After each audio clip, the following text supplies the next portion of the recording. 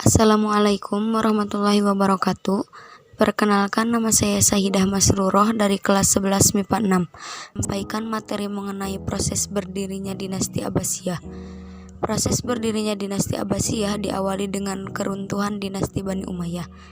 Pada tahun 750 Masehi menjadi tonggak awal berdirinya kekuasaan dinasti Bani Abbasiyah. Khalifah pertama dari dinasti ini adalah Abdullah As-Saffah bin Muhammad bin Ali bin Abdullah bin Abbas bin Abdul Muthalib. Dinamakan dinasti Bani Abbasiyah karena para pendiri dan kekhalifahan dinasti ini adalah keturunan Al-Abbas ibnu Abdul Muthalib, paman Nabi Muhammad SAW. Masa kekuasaan dinasti Bani Abbasiyah berlangsung dalam rentan waktu yang panjang, dari tahun 132 Hijriah atau 750 Masehi sampai 656 Hijriah atau 1258 Masehi. Kebangkitan Daulah Abbasiyah dimulai dengan gerakan-gerakan perlawanan terhadap kekuasaan yang dilakukan oleh Muhammad bin Ali, Abul Abbas As-Saffah, dan Abu Muslim Al-Khurasani. Selama hampir 6 abad, para khalifah yang memegang kepemimpinan Daulah Abbasiyah ada 37 orang khalifah. Kekhalifahan Daulah Abbasiyah terbagi menjadi beberapa periode. Periode pertama berlangsung pada tahun 132 Hijriah atau 750 Masehi sampai tahun 232 Hijriah atau 847 Masehi. Periode kedua berlangsung pada tahun 232 Hijriah atau 847 Masehi sampai dengan 334 Hijriah atau 946 Masehi. Periode ketiga berlangsung pada tahun 334 Hijriah atau 946 Masehi sampai dengan 464 Hijriah atau 1075 Masehi. Periode keempat berlangsung pada tahun 464 Hijriah atau 1075 Masehi sampai dengan 623 Hijriah atau 1225 Masehi. Periode kelima berlangsung pada tahun 623 Hijriah atau 1225 Masehi sampai dengan 656 Hijriah atau 1258 Masehi. Perkembangan Islam pada masa pemerintahan Daulah Abbasiyah meliputi sekitar kerajaan-kerajaan Islam yang besar.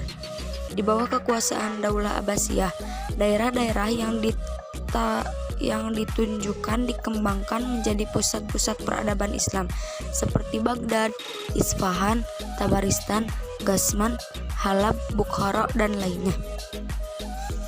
Ilmu pengetahuan dan peradaban berkembang dengan pesat, dimulai dari gerakan penerjemahan, penulisan, dan pemberian penghargaan bagi para ilmuwan yang memberikan kontribusi terhadap karya atau ilmu pengetahuan dan peradaban pada saat itu. Adapun khalifah-khalifah terkenal Daulah Abbasiyah. 1. Abu Ja'far Al-Mansur. Abu Ja'far Al-Mansur menjadi khalifah kedua Daulah Abbasiyah, meneruskan khalifah sebelumnya, yaitu Abul Abbas As-Saffah. Abu Ja'far Al-Mansur merupakan putra Muhammad bin Ali bin Abdullah bin Abbas bin Abdul Muthalib. Adapun yang pertama kali dilakukan khalifah Abu Ja'far Al-Mansur setelah dibaiat menjadi khalifah adalah mengatur politik dan siasat Daulah Abbasiyah. Pada masa Khalifah Al-Mansur, gerakan pembukuan tasnif dan kodifikasi tadwin, ilmu tafsir, hadis, fikih, sastra, serta sejarah mengalami perkembangan cukup signifikan. Yang kedua yaitu Muhammad Al-Mahdi. Al-Mahdi terkenal sebagai seorang yang sangat dermawan dan pemurah. Pada masa pemerintahannya, kondisi dalam negeri saat itu sangat stabil. Muhammad Al-Mahdi berhasil mencapai kemenangan-kemenangan atas orang-orang Romawi, dibantu anaknya, yaitu Harun Ar-Rasyid, adalah panglima penakluk Romawi. Al-Mahdi tercatat memerintah selama 10 tahun, beberapa bulan. Yang ketiga yaitu Harun Ar-Rasyid. Harun Ar-Rasyid dikenal sebagai sosok yang sangat pemberani.